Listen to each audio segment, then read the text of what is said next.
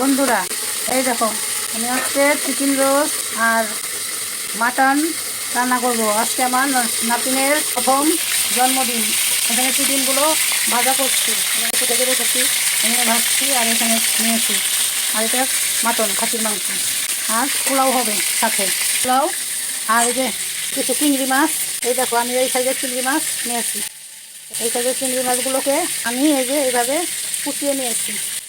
এভাবে কুচিয়ে তারপরে এগুলোকে পেঁয়াজ, কাঁচামরিচ, রসুন কুচি সব কিছু দিয়ে, ডিম, কর্নফ্লাওয়ার, তারপরে সস, এগুলো দিয়ে মেখে বলের আকারে গড়ে তারপরে চিকেন সয়া বল রান্না করব। আমরা দেখতে থাকো বন্ধুরা। এই দেখো পেঁয়াজগুলো আমি এরকম চার পালা করে এরকম করে ছাড়িয়ে নিয়েছি। আর ক্যাপসিকাম দুটো এভাবে টুকরো করে কেটে নিয়েছি। আর এই পেঁয়াজগুলো, ভিতরের পেঁয়াজগুলো কুচিয়ে চিংড়ি মাছের সঙ্গে মেখে পেঁয়াজ, রসুন, কাঁচামরিচ সব কিছু দিয়ে মেখে সয়া বল বানাবো। প্রন সয়া বল। একটা ডিম, চিংড়ি মাছে একটা ডিম দিয়ে দিচ্ছি।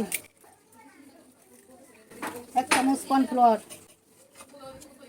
1 চামচ ময়দা, পেঁয়াজ কুচি, কাঁচামরিচ কুচি,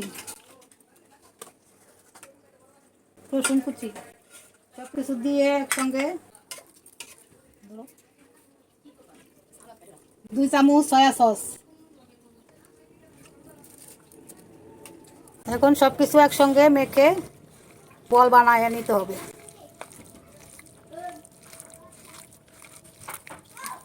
মাছের সঙ্গে সব কিছু একসঙ্গে মেখে গোল গোল করে বল বানায় নিব।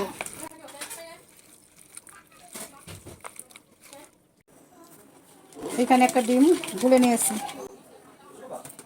একটু লবণ দিয়ে দিয়েছি। ভালো করে মেখে কর্ন বলগুলি ভেজে নিব। বলগুলো ডিমে ডুবিয়ে ছেড়ে দিতে হবে।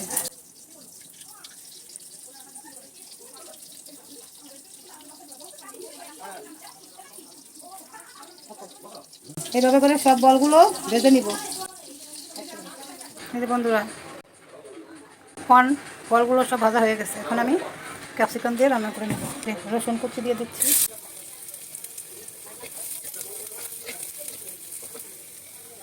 পেঁয়াজগুলো দিয়ে দিচ্ছি,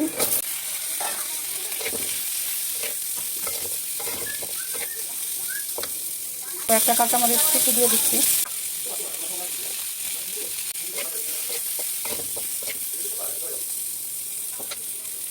এই যে পেঁয়াজগুলো হালকা ভাজা হয়ে গেছে, পেঁয়াজ, রসুন, কাঁচামরিচ, এখন ক্যাপসিকাম দিয়ে দিলাম।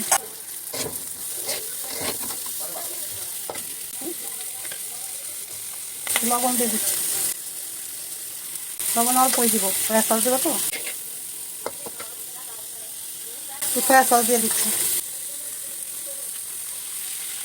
সয়া বল তো, চিলি সয়া বলের জন্য সয়া সস দিয়ে দিলাম। একটু টমেটো সস দিয়ে দেবো, টমেটো সস দিয়ে দিলাম।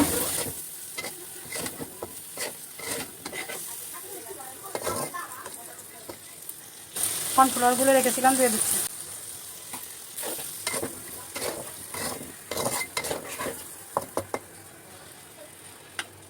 একটু জল দিয়ে দিচ্ছি, আর একটু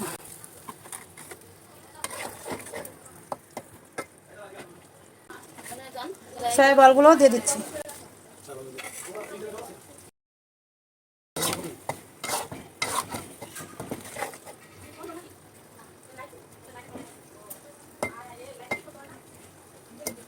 হয়ে গেছে আমার প্রন সয়া বল।